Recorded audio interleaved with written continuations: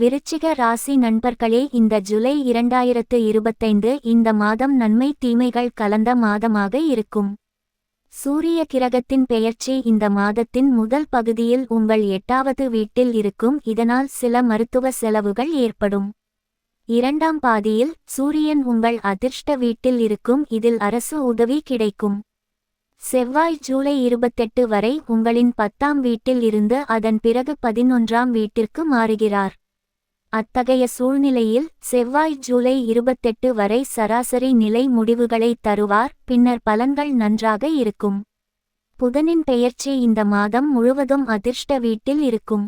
ஜூலை 18 முதல் புதன் வக்ர நிலையில் மாறும். எனவே இந்த மாதம் புதன் கிரகத்திடம் இருந்து அனுகூலத்தை எதிர்பார்க்க கூடாது. குரு 8வது வீட்டில் ராகுவின் ராசியில் பெயர்ச்சிப்பார். இந்த நேரத்தில் சாதகமான சூழ்நிலையாக கருதப்படாது. தந்தை மகன் மன கஷ்டமும் ஏற்படும்.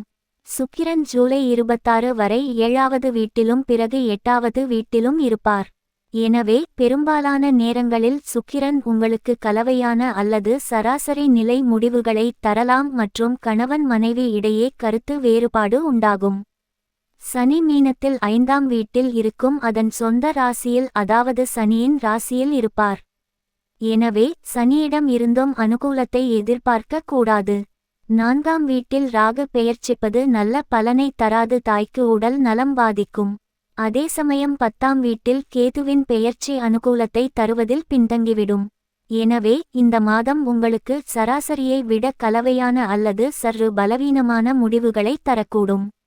வியாபாரம் செய்பவர்கள் வழக்கம் போல் தங்கள் பணிகளை செய்ய வேண்டும். வேலையில் இருப்பவர்கள் இந்த மாதம் நல்ல ஆற்றலை பயன்படுத்தி தங்கள் இலக்குகளை அடைய முடியும். ஆராய்ச்சி மாணவர்கள் மற்றும் மதம் மற்றும் ஆன்மீகம் படிக்கும் மாணவர்கள் நல்ல முடிவுகளை அடைய முடியும். குடும்ப மற்றும் இல்லற வாழ்க்கைக்கு இந்த மாதம் பிரச்சனைகள் வரலாம். ஆனால் உங்களது புத்திசாலித்தனத்தால் அந்த பிரச்சனைகளை விரைவில் சமாளித்து விடுவீர்கள். இந்த மாதம் காதல் மற்றும் திருமண விஷயங்களில் சராசரி முடிவுகளை தரும். நிதி விஷயங்களில் ஜூலை 2025 இல் கலவையான அல்லது சராசரி நிலை முடிவுகளை அளிக்கலாம். சில நேரங்களில் முடிவுகளின் நிலை சராசரியை விட பலவீனமாக தோன்றலாம். ஆரோக்கியத்தை பொறுத்தவரை சராசரி நிலை என்று சொல்லலாம். கோபம் மற்றும் எரிச்சலிலிருந்து உங்களை பாதுகாத்துக் கொள்ள கடவுள் வழிபாடு, யோகா செய்யவும் நல்லது நடக்கும்.